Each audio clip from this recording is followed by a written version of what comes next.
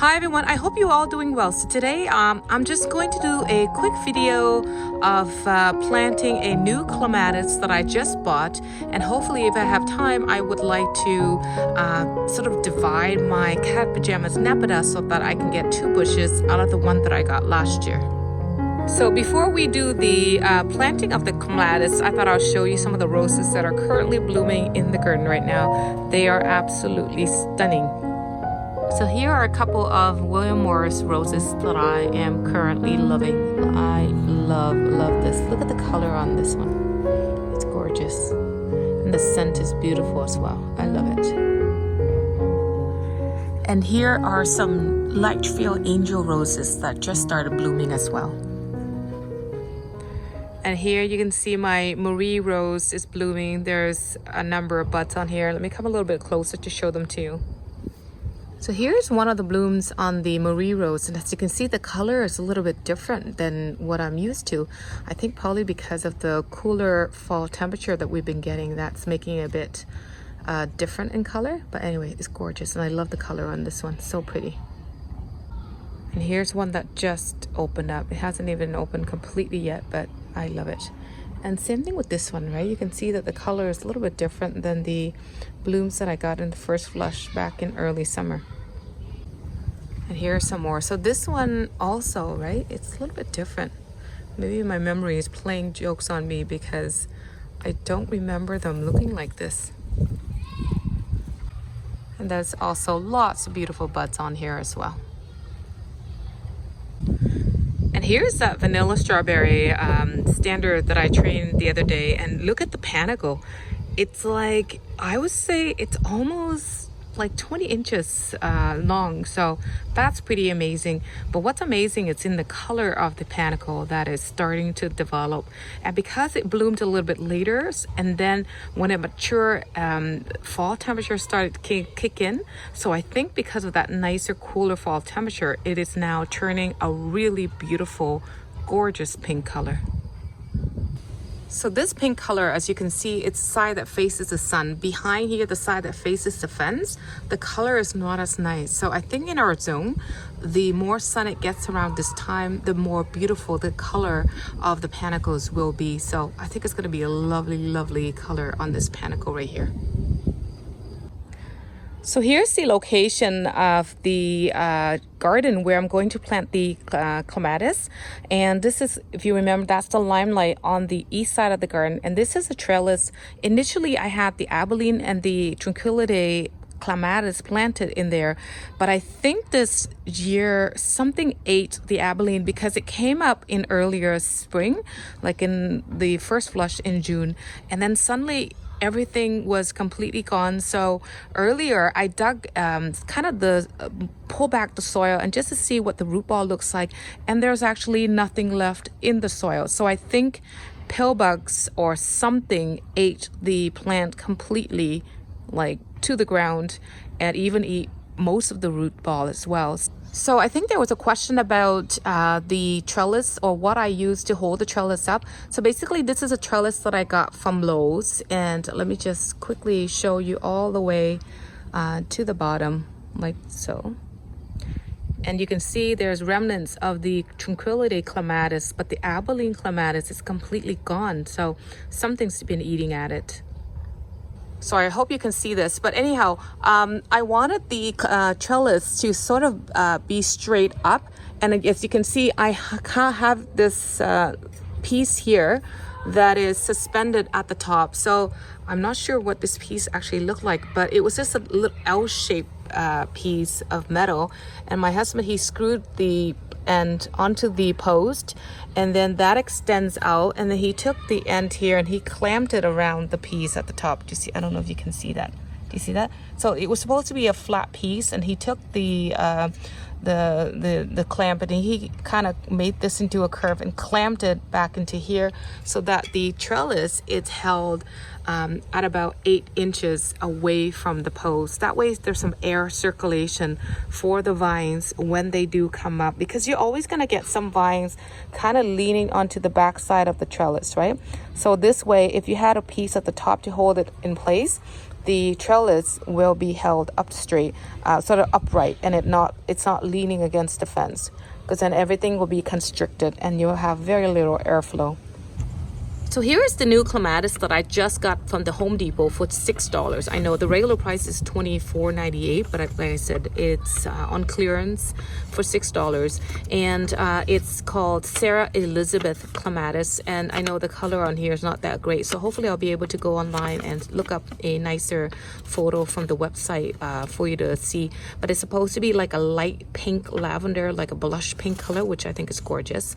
And it's supposed to bloom from spring until late autumn, so which means that it is one that will bloom on new wood, which is what I like, because in a northern Canadian winter, you'll never know how much dieback you're gonna get. So anything for me that blooms on new wood, where I can just cut everything down to the ground to about 4-6 inches below above the ground, and then to let everything flush back up and bloom for me in the spring would be awesome, because like I said, you never know, right? So this one actually is hardy from zones 4 to 9, which is what I like.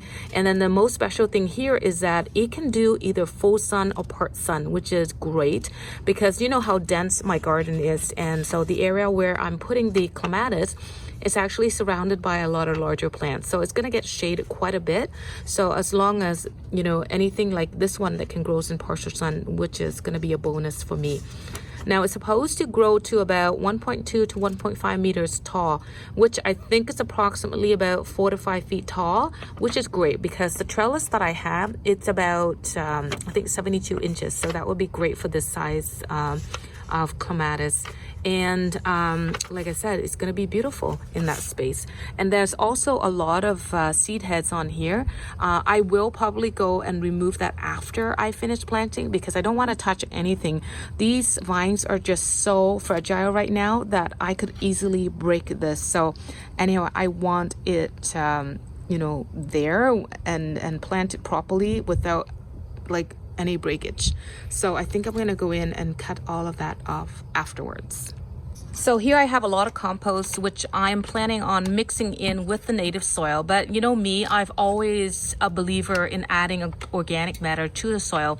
So I don't think I need any more, because I've been doing a lot of that for the last 5 years since we started gardening at our new property. So anyhow, I'm going to have to dig that the soil up, and if I see that I need to add compost, I will probably add all of this compost, mix it in with the native soil, and then backfill the plant.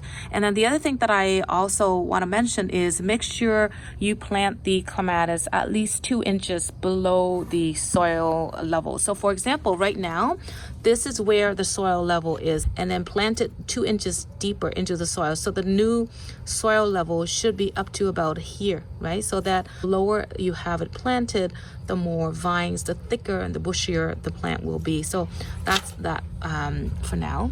And then, like I said, I will decide how much compost, if I need to add any.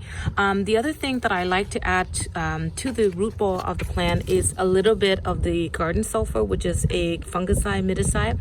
And you know that if you ever plant clematis, they get usually bothered by fungal disease. So I usually mix a little bit of this into the soil and the root ball when I backfill everything.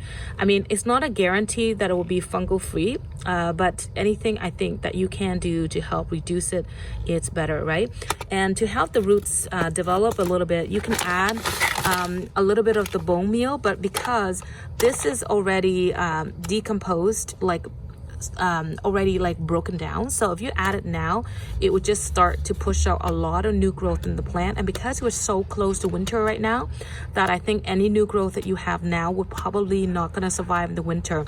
So instead of using the bone meal, what I will use is I will use the ground eggshell. So this is only partially broken down, so it's not going to be feeding the plants right now, but it will provide some nutrients in the soil, and it will continue to break down, and hopefully by next spring it will start to feed the soil, which is when I need it to grow the most, right? Because right now all I want to do is help the roots to get established and get a healthier plant. So I'm not going to be focused on too much of things that feed the soil. So here's the Pajamas Nepeta that I want to divide, and I want to get at least 2 pieces out of this one plant. And here, I don't know if you remember what the Pajamas Nepeta looks like, but it was a gorgeous, gorgeous plant back in spring. Anyway, so I love it so much. I'm hoping to get at least 2 plants out of this one plant so that I can slowly plant them and have them as a drift throughout the border of the garden.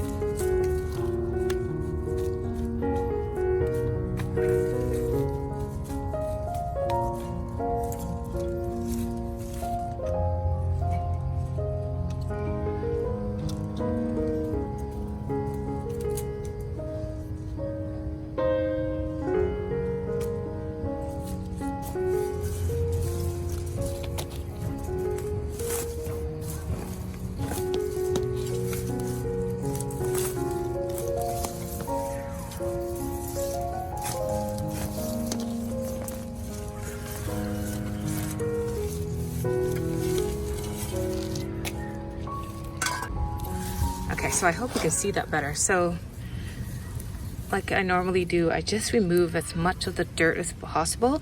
Try not to break the roots because you want to be gentle as possible. Any of the roots that you break will make it a lot more difficult for the plant. So try to keep as much of the roots as possible. So oh, see, I already broke off a piece here. So it looks like that looks pretty good, I think. Looks like I might be able to get on. You know what? I'm not gonna try to get too greedy. So I think I'm probably gonna start with the roots and just tear it to see if I can tear it into 2 pieces. See how the roots are all tangled together? We live close to a playground, so the kids are out. It's such a beautiful day today. It's gonna be raining all day tomorrow, so all the kids are out playing and chatting and talking, so you can hear them everywhere. So anyway, I hope you can still hear me. Oh, there's a worm there. I don't want to damage you. Oh, you poor thing. Okay, put it back. Check. Here we go. So I'm just gonna, like I said, tear from the bottom here. And then just naturally tease it apart.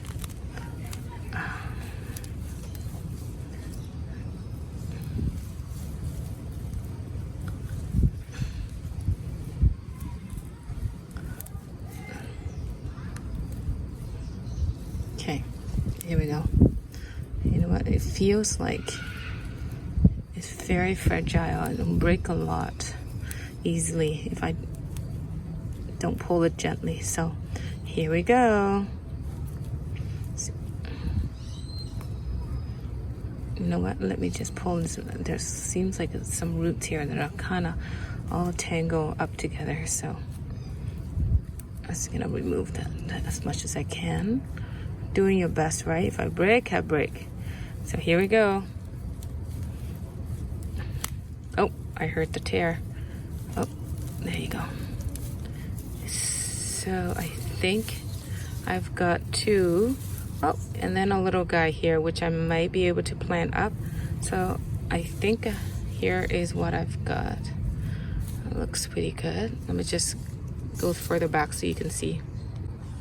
So here's what I've got. I've got this piece here, and this is a little bit bigger of a piece. This is a smaller piece, and then I've got one little stem here, which I will plant up. And then after planting, what I will do is I will come in and cut off all the blooms so that the plant can focus on getting itself rooted in from now until winter sets in.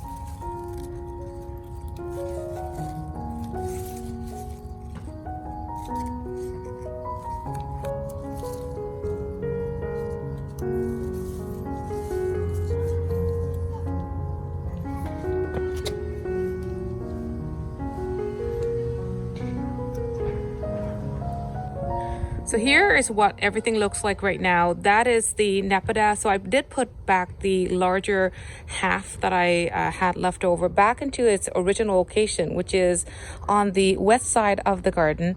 And then I had a tiny little piece that had some roots in it, which I planted back in the corner here where I wanted the other piece to go. But anyway, I put the smaller piece there. And the other larger piece that I had, I decided to put it on the east side of the garden. So that way now I have a piece of the Nepeta on the east side as well as on the west side. That way the garden looks more symmetrical, right? Which is what I like. I like symmetry. So anyway, so I think that's going to look gorgeous next year. That's going to be a little bit different than what I have originally without the Nepeta. So here is the Sarah Elizabeth Clematis. So I ended up planting it 3 inches below the ground level. So it's buried about 3 inches deeper than it was at the soil surface of the pot. I also added in some ground sulfur as well as some eggshells. Now I did not add any compost, right? So I think next year I would save the compost and add it on top with the fertilizer in spring. I also ended up removing all the seed heads and left that trellis on because I'm not expecting a whole lot of growth this year because it's so late in the season, but I will leave it on, and then next spring I'll just remove everything, or maybe I would decide to leave it on just to kind of help the new growth and guide it up the trellis in the back, right? So anyhow, I also, like I said, removed the seed head as well so that the plant can focus all of its energy onto root growth until next year. So that ends today's video. I want to say thank you so much for watching this video. I hope you enjoyed it, and you have yourself a wonderful day or night wherever you are in the world. Take care, and I will see you in the next one. Bye bye for now.